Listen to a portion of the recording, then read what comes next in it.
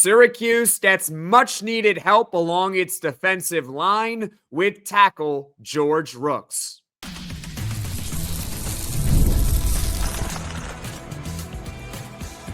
You are Locked On Syracuse, your daily podcast on the Syracuse Orange, part of the Locked On Podcast Network, your team every day. Hello, everyone, and welcome into Locked On Syracuse. I'm Jackson Holzer, and thank you for making us your first listen of every single day here on the Locked On Podcast Network, your team every day. Of course, we are always free and available wherever you get your podcasts. And on today's show, we'll recap Syracuse's very successful 2025 NFL Draft Weekend. That's right, folks. Syracuse sent a total of 10 players to the National Football League. 4 of them were drafted this weekend. We'll recap that plus more here on this show. Plus, the hunt for offensive line help continues for Syracuse. Who are the latest targets that they are going after, and what types of offensive linemen are they going after? We'll break it down here later on in the show. We're going to start the podcast talking about the most recent addition to Syracuse football. It happened yesterday evening. They got Boston College defensive tackle George Rooks. All that and more here on this edition of Locked On Syracuse. But before we get to everything, this episode is brought to you by the Amazon Fire TV Stick 4K. Turn any TV into your Xbox. No console needed. Head to Amazon.com/Fire TV Locked On to learn more. So as I stated just about 15 seconds ago, Syracuse football added to its defensive line yesterday by getting 6'5", 270-pound defensive tackle George Rooks from Boston College. He's got one more year of eligibility remaining. We'll go over his stats. We'll go over his role, a little bit of his bio. But first and foremost, Syracuse head coach Fran teased that this was going to happen, especially after the loss of Monarch Watson. He went out publicly and said that Syracuse was going to make an addition to its defensive line, and this appears to be the move that they have made, getting George Rooks. Now, if that name sounds familiar for you folks, it's because it is familiar for Syracuse football. He is actually the son of former Syracuse defensive lineman George Rooks, who was the 1991 Big East Defensive Player of the Year for a Syracuse team that season that went 10-2, including a bowl win that season. It was one of the glory eras of Syracuse football. Syracuse football historically has had some really good eras. They've also had some really bad eras. They are historically an up and down program. The 90s were definitely a good era for Syracuse football. And George Rooks was a part of that, especially in 1991, winning Big East Defensive Player of the Year. But for the current George Rooks, the one that, is going to be playing for Syracuse football in 2025, which is what really matters here, let's talk about his role, okay? As I stated earlier, Monarch Watson left for Texas in the transfer portal, and Syracuse was going to need to replace him in the portal. This appears to be the replacement. That means it's likely that George Rooks is going to be a starting defensive tackle for Syracuse next season. What are your thoughts? Do you think that George Rooks is going to be a starter next season for Syracuse? I want to hear from you in the comments section below. And how excited are you that George Rooks is now a member of Syracuse? Let's hear it in the comments section below. He has been a starter for Boston College over the past couple of seasons, and we'll get into the numbers in just a moment here, but that's already a little recruiting win right there. If you get a starter from a team in the ACC, I don't even care if it's Boston College, a starter from a Power 4 conference, that's a recruiting win, in my opinion. I'm not going to hype him up and say this is the greatest addition ever, but hey, starter from a Power 4 school is a good addition for Syracuse football. And now you think about their interior defensive line, and I feel a little bit better about it, considering after the loss of Monarch Watson, it wasn't looking too hot. Now it's looking a little bit better. You got Deion Tank Wilson, who should be fully healthy after missing 8 games last year, especially because last year he actually did return for the bowl game. So that's good news. Deion Tank Wilson is back. You also got Chris Thomas, who was brought in the last portal cycle in December. He is a transfer from Marshall. Rashard Perry is still with Syracuse football. He started 4 games for the Orange last year. And you got Kevin Jobity, who started 5 games for Syracuse a year ago before missing the rest of the season with an injury. He's back in the mix with Syracuse.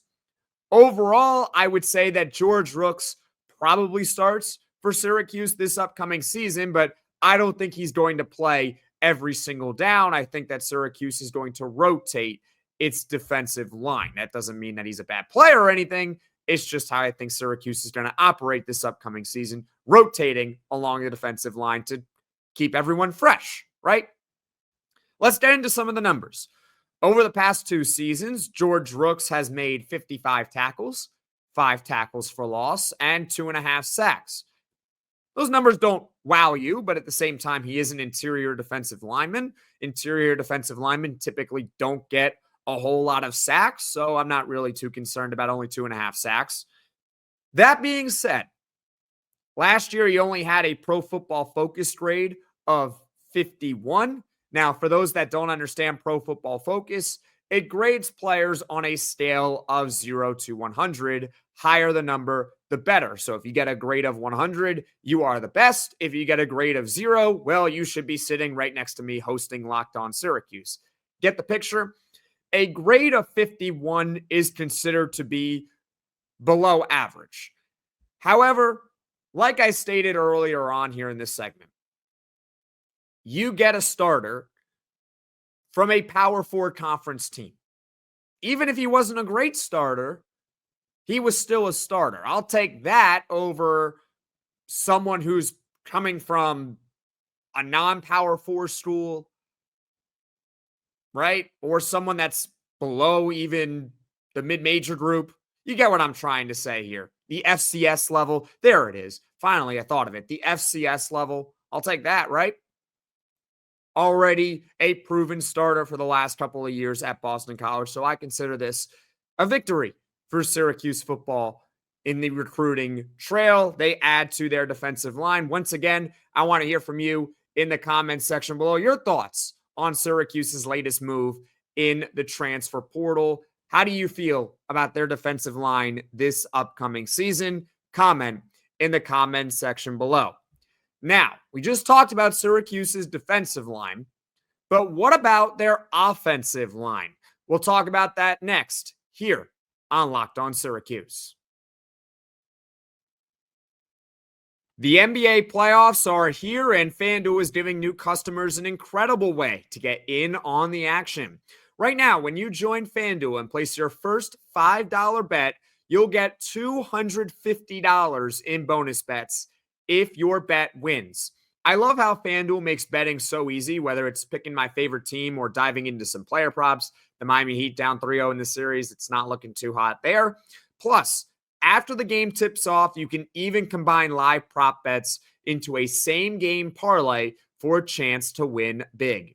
Don't miss out. Head to FanDuel.com and claim your $250 in bonus bets today.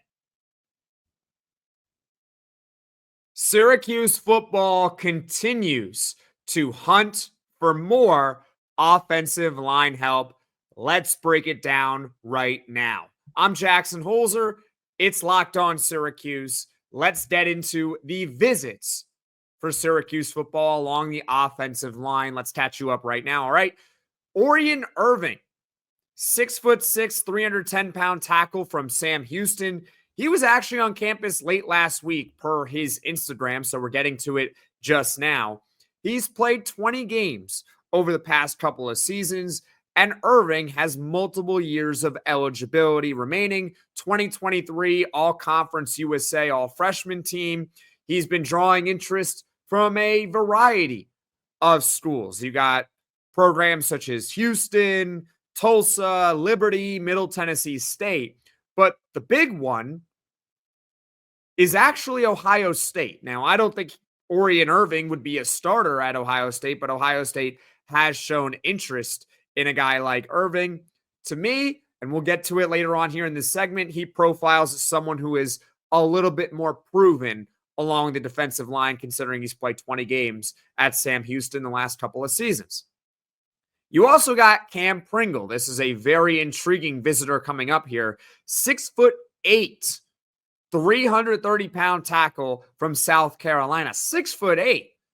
I mean, Syracuse basketball could use another forward or two, right? I think so. They missed out on Jarrett Valencia. They missed out on Jerry Dang. I mean, hey, Kam Pringle, you want to play some hoops for us? Maybe help us win there. I don't know. Just saying. You can offer him a scholarship. I don't know. Just saying. Just throwing out the idea. But anyways, back to Kam Pringle here. 4-star recruit in the 2024 recruiting class. That means that last season, he was a true freshman out South Carolina, and it's no shame that he didn't get on the field all that much. He only made one appearance for South Carolina last year, and that was a game against Akron, and it was brief action. So he redshirted last year, and he's visiting Syracuse today, Sunday, April 27th through Tuesday, per multiple reports out there. We're about to get to it. Kam Pringle falls into the category of a potential type of offensive lineman. He is someone that doesn't really have any experience, but considering his pedigree out of high school and considering the recruiting class that he was in, the 2024 cycle, and the fact that he's only a redshirt freshman, it shows that he does have a lot of upside, and he just needs, well, solid coaching and the opportunity to play more. With that being said, it's very clear that Syracuse football is going after offensive line help in the portal heavily. And each offensive lineman that they're going after could fit into one or two categories. Guys with potential, which I described with Kam Pringle earlier. These are guys that have high recruiting pedigrees, but for one reason or another, haven't really seen the field a whole lot. And then you got guys who have experience. So let's break it down right now. Potential. Syracuse football already added someone in the previous portal cycle back in December in Niquil Beatran, an Alabama tackle. He was a 2023 3-star recruit there. We obviously talked about Kam Pringle already, a 2024 4-star recruit. But another player that we talked about last week is Jalen Matthews, a Rutgers tackle. He was a 2025 4-star recruit. Now, 2025, and he's in the transfer portal. So let's say Syracuse gets a guy like Jalen Matthews. To me, I consider this really someone who's a part of their recruiting class, and less so their transfer portal class, but that's neither here nor there. Regardless, if you get the player, you get the player, but it's someone who's literally coming right out of high school. So I don't really even consider him a transfer. And then you got players that Syracuse will add or not will add, but are looking at or have already added that have experience, right? Austin Collins. Syracuse got him just last week, a Louisville guard that started last year and is a pretty good pass blocker, right? We talked about him last week. You could probably find that episode. Orion Irving, we just mentioned. Sam Houston tackle, multi-year starter there. You got TJ Ferguson, who, again, we talked about last week, a Florida State guard, started last season. Wasn't really good for Florida State. Actually, he was pretty bad, but still, he has plenty of experience considering he started for most of the year last year. And you also got J.B. Nelson, a Penn State guard who has started games before and has played a lot of snaps over the past few seasons for them. Ultimately, he went to Kansas State, so I am a little bummed that Syracuse missed out on him, but he would have fit into the category of someone that Syracuse was looking at that has plenty of experience, but was also looking for a bigger role. If J.B. Nelson had gone to Syracuse, he probably would have been one of their starting guards this upcoming season. So overall, Syracuse is casting a wide net. And if I'm missing anyone from that offensive line group, comment in the comments section below. And what offensive lineman do you want to see Syracuse add in the spring portal cycle? It should be noted that the spring portal is closed for new entries, but that doesn't mean that players have to already be committed. Actually, they don't. They have plenty of time until they have to be committed really until fall camp. That's pretty much the date, right? There's no set date on when you actually have to commit when you are in the transfer portal. But if you want to play next season, you might want to do so over the next couple of months. You get the idea. But they're casting a wide net. They are almost certainly going to add one offensive lineman, and I would not be surprised if they add multiple offensive linemen in this portal cycle. What do you all think? Comment in the comments section below. What do you think of Syracuse's current state along their offensive line? I mean, they've lost a lot this offseason. 4 of their 5 starters a year ago, or maybe 3 of their 5 starters a year ago, are gone. So there's a lot of replacements for Syracuse along their offensive line. It's a good thing that they're looking to address it. So that just about does it for this transfer portal talk. They got George Rooks, a defensive tackle. The hunt continues for offensive linemen. Now coming up, we'll go a little bit more big picture here. NFL draft recap, but we're really going to only relate it to Syracuse football. That's coming up next on Locked On Syracuse. There's nothing like the atmosphere of an NBA playoff game. Every bucket, every defensive stop, every moment feels huge. It's electric in the arena, and with Gametime, you can be a part of it without the stress of a last-minute ticket hunting. Gametime makes it fast and easy to get playoff tickets even when demand is sky high. Prices on the app actually go down as tip-off gets closer, and their last-minute deals can save you up to 60%. Save up to 60% off buying last minute for sports, concerts, comedy, theater, whatever you would like. And the all-in pricing feature is a great tool because it means no surprise fees at checkout. What you see is what you are going to pay. Take the guesswork out of buying tickets with Gametime. Download the Gametime app, create an account, use code LOCKEDONCollege for $20 off your first purchase. Terms apply. Again, create an account and redeem code LOCKEDONCollege, LOCKEDONCOLLEGE for $20 off. Download Gametime today. Last minute tickets, lowest price, guaranteed. The 2025 NFL Draft has come and gone, and it was a very successful weekend for Syracuse football. And we're going to break it all down right now. And before we break it all down, I want to hear from you. What did you make of Syracuse's draft performance this weekend? Comment in the comment section below. Now let's do it.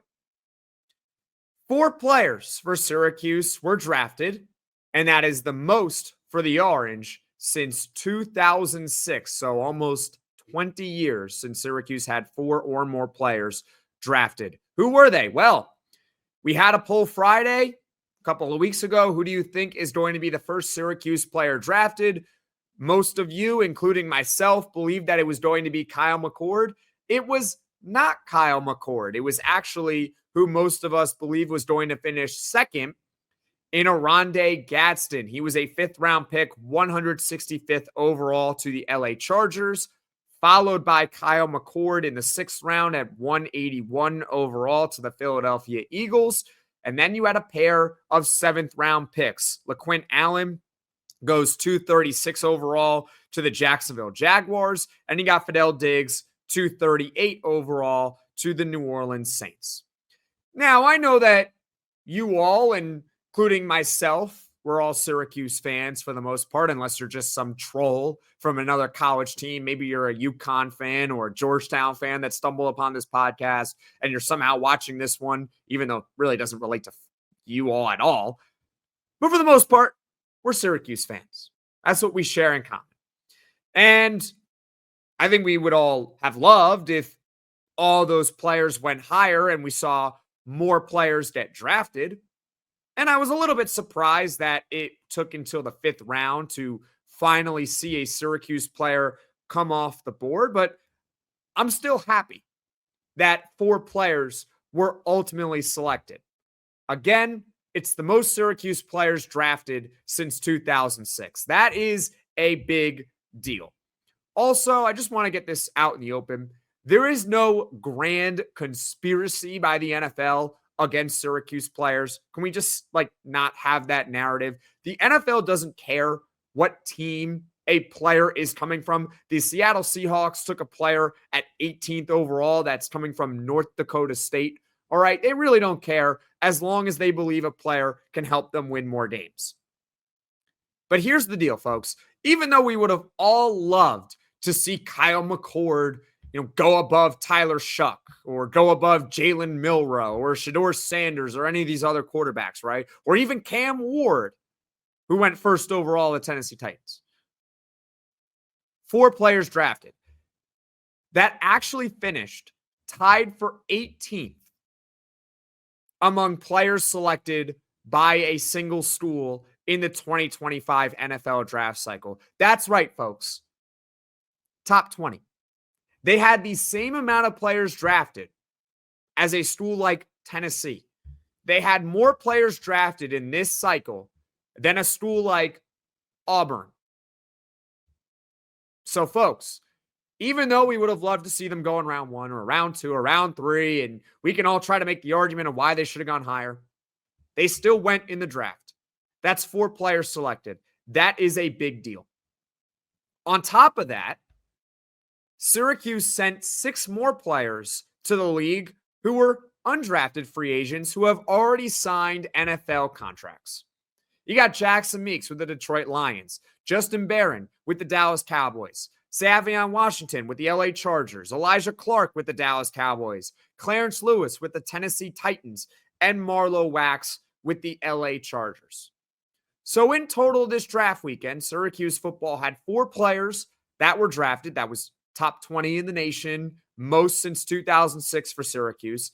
And they also had 6 more players that signed undrafted free agent deals, meaning they will get a chance to earn a roster spot for the most part in an NFL training camp this offseason, meaning their NFL dream is not over. They will have a chance to compete for a job in training camp. So in total, Syracuse football sent 10 players to the National Football League in this NFL draft cycle. That's a lot. That is a really good number. And that's also phenomenal, not just necessarily for school pride, because it's really cool when we get to see Syracuse players in the National Football League, right? Like Sean Tucker having a 100-yard game earlier this season, or I'm blanking on the name, but you get the idea. Andre Cisco making plays for the Jaguars before signing a free agent deal, actually, with my favorite team, the New York Jets. We love seeing Syracuse players in the NFL. But what's really phenomenal is not really just the school pride part. It's mostly for recruiting. It shows that Syracuse football can be a pipeline to the National Football League. Again, we are in the NIL era, and money certainly matters, but players also think long-term, and they also have dreams of going to the National Football League. They want to go to programs that are going to send them to the NFL. Why do you think year in and year out, Ohio State and Alabama and Georgia always seem to get the best players? It's not just that they have a boatload of NIL money. It's also because they're sending players to the National Football League every year. Ohio State sent 14 players to the league that were all drafted. And while it's going to take a while until Syracuse could get to that level, in fact, they may never get to that level, sending 14 players drafted in one draft class, getting 4 guys drafted, 6 more to sign undrafted free agent deals, shows that the Orange can build a pipeline towards the NFL, which therefore will help recruiting down the road. Now, what do you think of Syracuse's draft weekend? After everything that I just told you all, did that change your opinion? Were you disappointed and now you're feeling better? Were you feeling better and now all of a sudden for some reason you're feeling worse? Which I would find hard to believe. But hey, I want to hear from you in the comments section below. Overall, it was a really good weekend for Syracuse in the NFL draft. The only thing that would have made it better is if we saw the players go a little bit higher in the NFL draft. If we saw Kyle McCord go round 3 and Gadsden maybe early in round 4 and LeQuint Allen and Fadil Diggs in round 5, that would have made it better. but they still got 4 guys drafted, which was top 20 in the country. All right. So as far as what is coming up on Locked On Syracuse in the future, we will be back tomorrow with Syracuse basketball or Syracuse football, transfer portal updates, all that and more coming up here on Locked On Syracuse in the future. And thank you for making Locked On Syracuse your first listen today. And for your second listen, speaking of the NFL draft, you can check out the Locked On NFL Draft podcast with Damian Parson and Keith Sanchez. Folks, obviously the draft has concluded and they will be providing their expert opinions and analysis every single day. You can find Locked On NFL Draft on YouTube or wherever you get your podcasts if you would like more NFL draft coverage. Folks, thank you all so much for watching. Thank you all so much for listening. If you like this podcast, be sure to hit that like button. If you really enjoy the podcast, be sure to hit subscribe. Tell all your friends about Locked On Syracuse. And of course, you're going to want to hit that bell button to turn on those notifications so you know right away when I am dropping the next podcast. And I will see you all again soon.